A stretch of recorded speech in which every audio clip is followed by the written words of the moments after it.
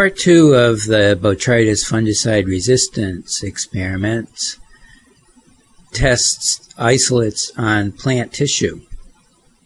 As noted in Part 1, just because an isolate can grow on a high concentration of fungicide in agar does not mean that it necessarily can overcome the presence of fungicide on plant tissue and cause disease.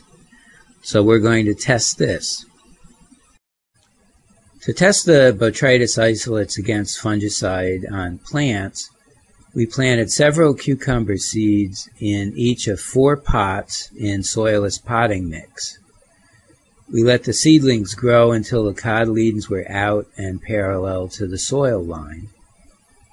And we only needed 5 seedlings per pot, so we pulled out the extra ones. We grew Botrytis B16 and B1728 separately in plates and then used a sterile cork bore to cut the inoculum from each plate. Oftentimes, Botrytis infects plants from a nutrient base. For example, an infected petal may fall on a green leaf and the Botrytis grows from the petal into the leaf. So in this experiment, we mimic that by using 0.1 molar dextrose or glucose in water to act as the nutrient source.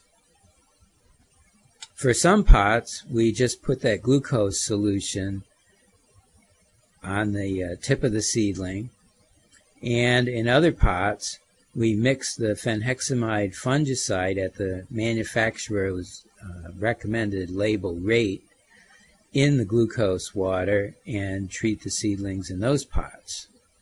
So we have 2 pots of seedlings with just glucose water and 2 pots with glucose water containing fenhexamide fungicide.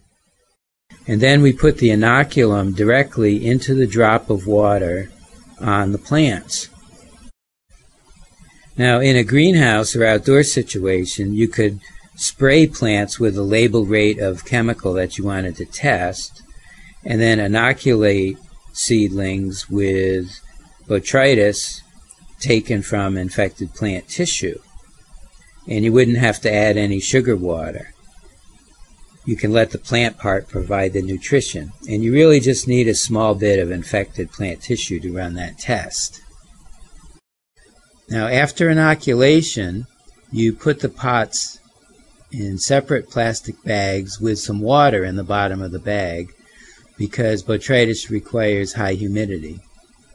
And then you carefully close the bags and put them in a light area, but not in direct sunlight. If you put the bags in direct sunlight, the plants will overheat.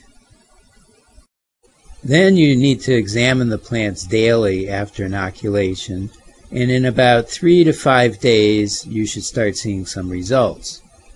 And the results are whether or not plants are infected. Infected plant tissues darken and become very limp.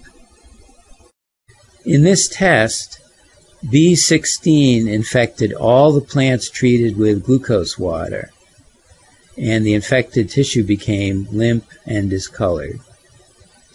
B16 did not infect plants treated with fenhexamide in the glucose water. In other words, the fenhexamide fungicide prevented disease development by B16. B1728, on the other hand, not only infected all the glucose-treated plants, it also infected all the fenhexamide-treated plants. In other words, fenhexamide failed to stop B1728 from causing disease. The results are recorded here in this table. B16 infected 5 out of 5 inoculated plants not protected with fungicide, in other words, 0 fungicide, and 0 out of 5 fungicide-treated plants. B1728 infected 5 out of 5 plants not treated with fungicide and 5 out of 5 plants treated with fungicide. So now what do you conclude? Is B16 or B17 resistant to fenhexamide?